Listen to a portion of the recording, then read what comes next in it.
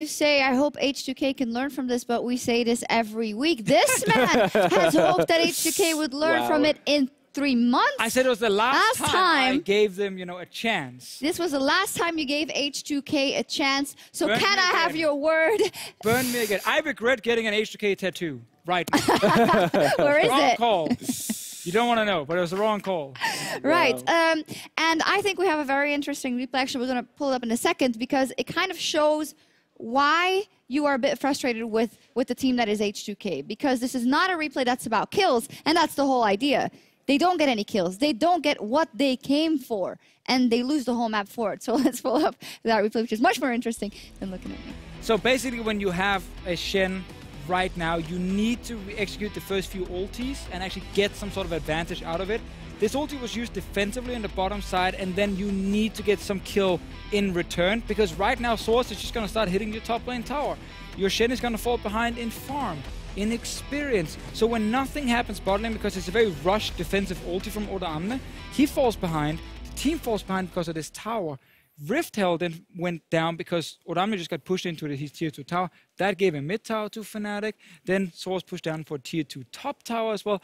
And this one play, this one Shen ulti, ended up costing H2K like 2,000 gold in the early game. And they never really recovered from it. Yeah, you talked about not learning from your mistakes. I think in that game the same thing happened with the top lane towers twice. I mean, someone's taking down the tier 2 in a similar fashion as that first one. So even though H2K were able to get 4 kills into the mid game, when they were able to get a solo kill in mid as well, they were actually behind in gold because of the towers. Yeah, but they did get, obviously we won't show these 4 kills because they didn't have a gold lead, but what does it come down to in that bottom lane? Because they could have just as well gotten 2 kills there, or not. Like, what does that come down to? Is Fnatic so good at that counter play, or are they so good at those mechanics that you can never get those kills? No, I think it's a healthy thought to want to go bottom. Sure. And get those kills, no? I mean, I think it comes down to a few things. One of them is ton of credit to Fnatic on the bottom side for reacting so quickly to the Shen ulti and then disengaging in time, with obviously Broxah being pretty far in, but then rushing out. And then the second thing is just like, normally you want to use the first Shen ulti offensively. You want to use it where you're setting up the play.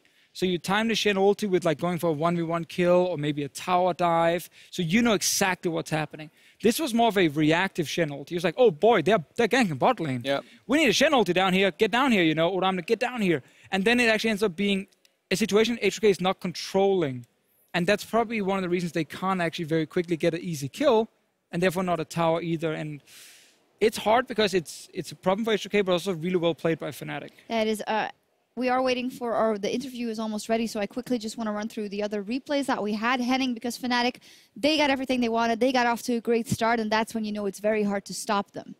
Yeah, even though the like the kind of the skirmishing and the like early to mid game fights went in the favor of H2K, Fnatic just got the towers, so us getting those 2 in the top lane. And as you said, the Shen ulti being reactive is also like the big reason is that he was pushed in to the tower, so as could start hitting the tower as he ulted away. But here we have the fight around the mid lane, and the Ashe arrow whiffs, and this is the point in the game where Fnatic are kind of strong. And just look at this play from Broxah's Lee Sin. Gragas so OP. Yeah. This is why they banged Gragas game 1, guys. Source. That was a clean engage. That was a clean engage. So important to get Jankos as well, because Baron is up, obviously, so getting the Gragas engage on towards the jungler was very important there.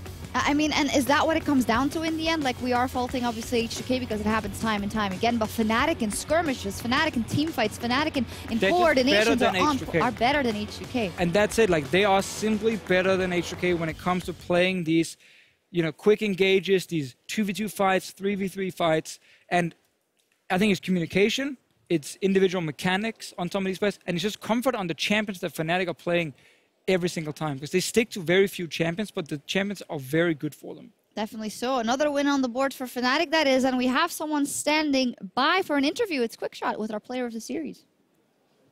Thank you very much, Sharks. That's correct. I'm joined here by Jezes. First and foremost, congratulations on the win.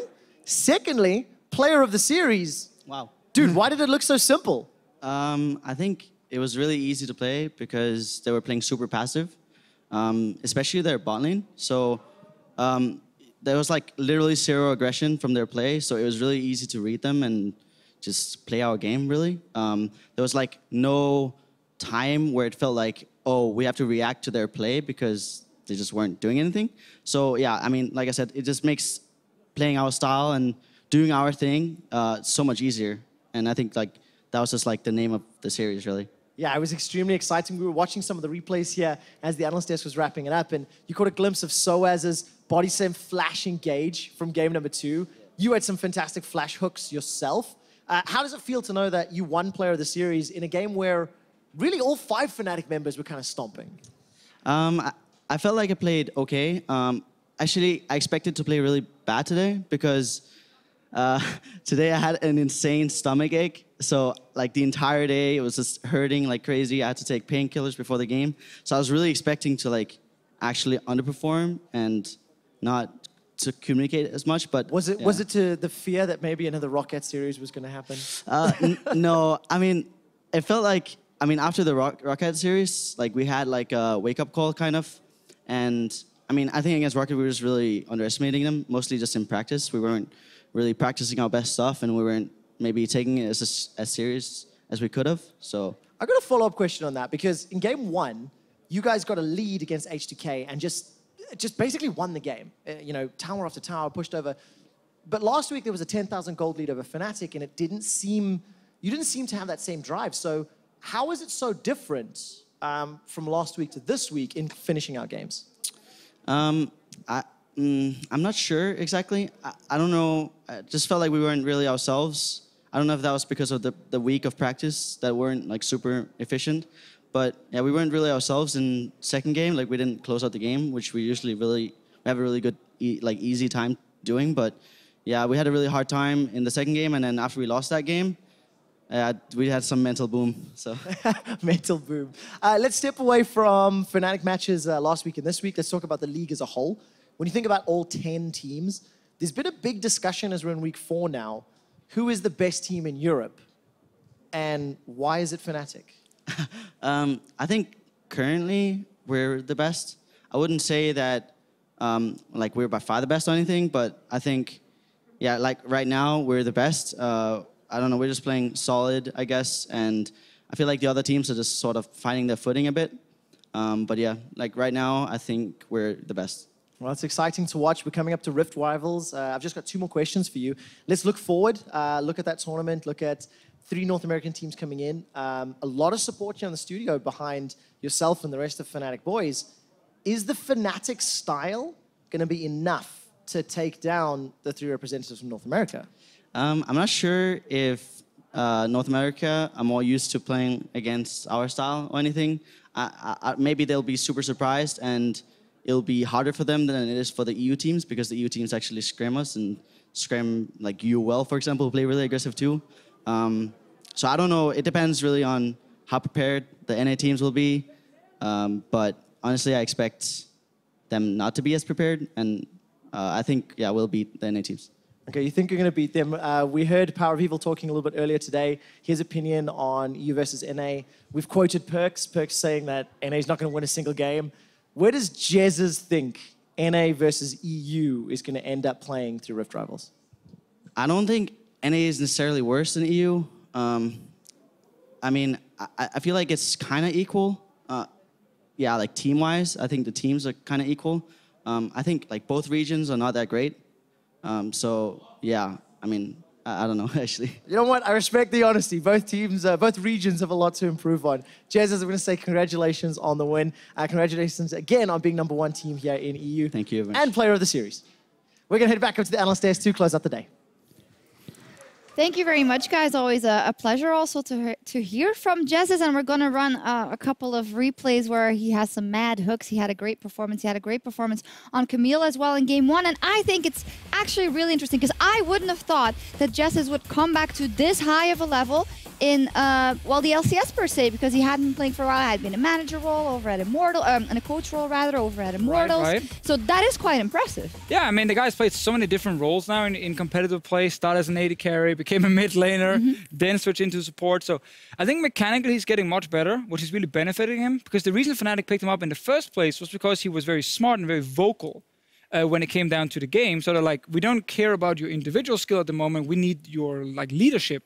But he's really built upon that with actually adding more mechanical plays. And we see that from a game like this and the Camille games as well. Yeah, speaking of that, I think the metagame fits him really well. Like being able to get a support like Camille through the laning phase against these aggressive laners and still not fall too far behind, as well as with the Thresh, I think that fits him really well, so we can go for these sort of aggressive engaging supports.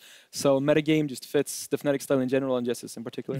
Okay, if we step away from individual players and just look at the two teams now, we've already said, well, Fnatic, great right now. Their stylists are working, they still have their niche picks, and they're able to do really well. That's all good. H2K, though, what are we taking away from this, Henning? Because we can't forget, you say maybe that the styles are clashing, H2K versus Fnatic. They also lost to the Unicorns of Love.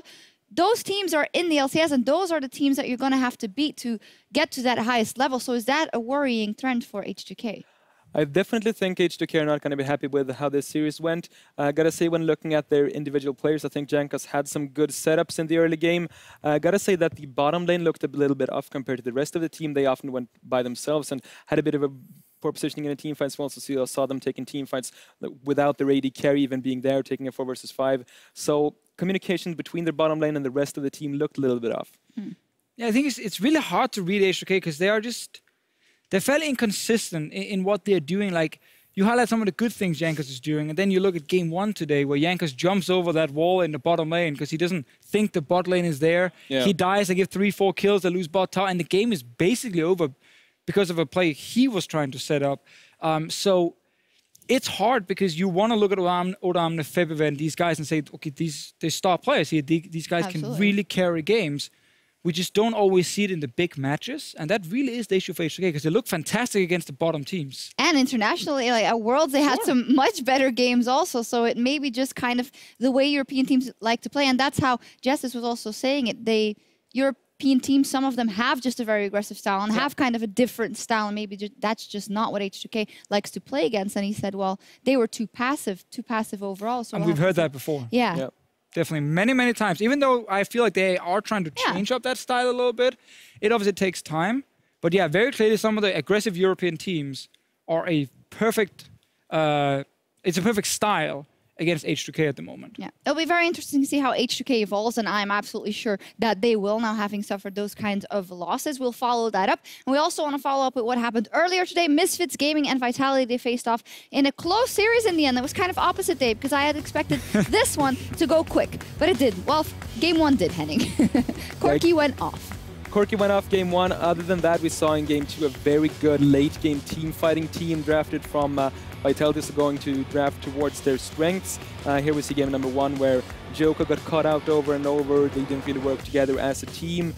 In the end, I think Vitality, they're not going to be too sad. Just look at this fight where they were able to open up with Steelback and having multiple carries on the same team. Rumble actually being really useful even into the later stages. And I think Vitality, they're going to be pretty happy with what happened today, even though they lost. So they're going to be coming in with some new energy for the next week. Yeah, and obviously, if you are Vitality, you're kind of looking at Splice, Unicorns, and H2K as 3 teams in Group B that are currently above you. But you still see some flaws and issues from these teams, while we obviously once again see the Ignore big play. We gotta give that a quick shout out. But I think if you are Vitality, like, there are small positive things to kind of try and build on, but it's not enough to say that these guys will just make playoffs. And it might be another split where Vitality needs to say we are happy with a 4th place in our group and not go to promotion tournament, because you are looking at the Mysterious Monkeys underneath them, who's currently, sitting with 2 new members, and we don't actually know how good the Monkeys are going to look like because Kickers and Amazing just joined. And Vitality want to definitely keep them under them. That is true. For the side of Misfits, Henning, for me, a big question was coming into this weekend across group play. Okay, who is the best team in Europe? Who might be good? Who's this and who's that? As we see the play of the series in Power of Evil there. How far is Misfits away from being the best team in Europe? I'd say they're pretty far away, actually, from being the best team. However, like breaking into the top 4, I think they showed last week that they can definitely have the potential to do it. Now I think it's up to them to get the consistent performances. Yeah, because that game 1 would make you say, wow, great stuff. Yeah, for sure. But yeah, they showed a lot of flashes of brilliance both last week and the first game of this series, but then they also didn't show up in game 2. So they really need to get that consistency to become a top team and to be regarded in like the top 4, top 5. Definitely so. We saw a lot of interesting things today. We had 7.12 and what we'd be expecting. Some key takeaways. Corki is strong, although we've seen him lose and win. But when he gets ahead, he is incredibly strong. These are the core items we saw built, which is not that big of a surprise. There was a static Shiv in the mix from Power of Evil, which we're not completely aligned on, but I mean, he won the game. Yeah, I think it was fine, and it's good if you want, like, you know, a little bit extra wave clear just for like killing the wave instantly, or also like a little bit upfront burst with AoE burst in the fight. So I think there's a lot of cool variations to the Corki build once you already completed Trinity Force, because we saw Rapid Fire, Cannon, Static Shift together. Yeah. We even saw the Blaze of the Rune King as well. So Hexdrinker. Hexdrinker in there. We didn't see Gunblade yet. I don't think we're going to see a lot of Gunblade on Corki. I prefer this style. And then you just get a Void Staff in the end, because again, it's 80% magic damage you're doing now. So if you want penetration, it's a Void Staff and not a Last Whisper. Yeah, for sure. I think that Corki is a very strong meta pick, just so safe and gives that wave clear. Like, he's always going to be able to wave clear and then have that Valkyrie to be able to get away from any sort of CCs that can sometimes punish more immobile mid laners, so like the Jarvan or like the Ashe or these kinds of picks that can really punish those champions without any sort of escapes. Also got to mention that we're clearly seeing that this is a pick that teams are not too used to. The package is something about the Corki that really takes a lot of getting used to as a team. And we saw 4 games today. Some of them went really long. And I don't think we saw a single really impactful package. And that's saying a lot. Yeah, we saw maybe like 1 kill coming in from it. And it obviously takes time, as you highlighted. I just like the Corki is a super like easy blind pick to go for. Because worst case, even if you're in a bad matchup, like you can go exhaust and you just try and farm up to 6 and just become a bit of a wave clear bot and wait for that package and then try and make a play on the side end. So I actually quite like Corki in that sense. Yeah, that's what we said when he just became popular a couple of months ago. I know, then in a few weeks, oh my god, more Corki. Yeah, something else we need to talk about. We talked about, well, the changes to lookahead and especially combination with the Gargoyle Stone Plate, rather, that obviously gave you a bonus health equal to 40% of your maximum health, or with Stone Skin when there's 3 people around 100%, which is great already. But when does this get really OP? And I think I saw it a couple of times today, is when you get that locket in the mix as well, which already amplifies, the shield amplifies with your health. Yeah, that's the key thing about the change to locket, how it now benefits a lot from like scaling due to bonus HP. So full late game, 36% of your bonus HP gets added to that shield. And obviously it hits your entire team. So if you are that massive tank getting like 5 to 6k HP in a fight, you pop that locket, like you're negating so much damage. You're almost doubling on the HP of your members. And it is extremely impactful. It's used correctly. That is the key part. It is pretty hard because like you need the 3-man Gargoyle Stone Plate into then hitting. Timing. Yeah, then you need to hit multiple members with the locket. So it's not super consistent, but it's just really good when you do manage to land. And you also need to time it in the fight exactly when you think the enemies will do or pull the crucial ultimates or the crucial damaging abilities. So it seems difficult, but seems a bit OP when it does get going. Today we saw the Renekton once. It was Alfari, I believe, but he didn't. Yeah, he probably did a. We saw it in Jarvan as well. The Jarvan today. I think that's just the item combination that we're highlighting here. Just makes tank top laners go up even more in priority because of this immense shield that can come in. Also, really good with the melee supports. We saw the Locket getting picked up on Camille, on Tom Kench in these series. So I think just melee supports and tank top laners even stronger. We still saw a bit of redemption, but obviously and we will keep seeing a little bit of redemption, but like on these tanks, getting the early Locket with like a Ruby Sidestone is slightly better. I think for people in solo queue though, if you want to build their Gargoyle Stoneplate and Locket as a top laner, don't rush these items. Like Gargoyle Stoneplate is a great 3rd item, and then Locket is your 4th item coming in. I don't want to see a Jarvan in solo queue with these 2 items as the first 2 items. That's not going to work very well. What are your first 2 items? If like, I don't know what, a Jarvan or whatever, like you want a Black Cleaver, you want a Hydra, then you can now go I just wanted to make it clear, because they go in and build a Void Staff first, and then... I mean, that's fine, get some Magic Pen. The flag told me to. The visual told me to. As the skies open up here over Berlin, I don't know if you guys can hear it, but it's thundering all over. Insane thunder. Boom. Yeah, it's pretty insane. And that's exactly maybe what also happened in the standings. Let's take a look after our first day of cross-group play. Proud of that one. H2K all the way down in 3rd position now in Group B. Well, because you guys didn't play it. Yeah, well, come on. I was trying to make it more dramatic. all right. You're right. Henning, time to panic if you're an H2K fan? Not really. It's still kind of early on in the season, but definitely time to start worrying rather than panicking, I'd say. Slight worry. Be slightly worried. And yeah, not too much surprises other than that. Misfits really taking the spot over G2 here. And Group A, Yeah, Group as you A. highlighted earlier. Yeah, I did mention Better? that it's looking slightly better, and after seeing a dominant performance from Fnatic over H2K, I'm even more confident in that call. I think Group A is still stronger than Group B. And Officio, there's someone at home watching who'll be very interested in this question. Is Fnatic the best team in Europe right now? I mean, I'm going to say yes. I'm going to say yes, because I think they're showing that, you know, even without the Shen, they're still looking good. I think the Corki mid is fantastic for Caps, because he's often the guy who's just sitting in mid lane, adding wave clear plus mobility to join these fights. So I think Fnatic, very happy with the current meta. Melee supports for Jezes as well. It's looking pretty solid. And it's like Unicorns or G2 to maybe try and challenge them right now. And they're playing tomorrow, so we got to see who wins that one. How much credit has H2K lost for you in terms of how high they are with their performance today? They actually lost quite a bit for me. I mean, I was regarding them as contending for that first spot together with Fnatic, maybe, as those being the two strongest teams. And right now, they're not really looking like... They are definitely still top 4, top 5, but... Yeah. They have to keep proving themselves. Yeah, we'll see what happens. And we also have one of the biggest matchups of the year in store for you tomorrow. The Unicorns of Love and G2 are going to face off in the rematch of last Split's finals. It is so exciting. And the Kingslayers Rocket are up versus Splice as well. Hype. Yeah, I'm actually almost as excited for Splice versus Rocket for the first matchup, because that is two teams that played really well last week. They showed the upsets, both of them, so Splice versus Rocket could be almost as explosive. Both have 2 wins in a row, Splice and Rocket. You want to keep that trend going. You know, if you want to aim for bigger spots. Rocket chasing the playoff spot, Splice chasing the first place in Group B, now with H2K losing. So we might actually have a situation tomorrow where Splice grabs that first place maybe, and then if G2 beats Unicorns, then all the wins on the side of Group A, except for Splice alone, just kind of running away from Unicorns and H2K in Group B. Or I guess, yeah, that's how you... All right, cool. Well, very interesting start to cross-group play, I would say, and that makes it it's time for us to log off for the night. Thank you very much for watching. Thank you very much for being on the desk with me, and meet us back here tomorrow for another action-filled day in the EU LCS. Have a fantastic night. Stay dry.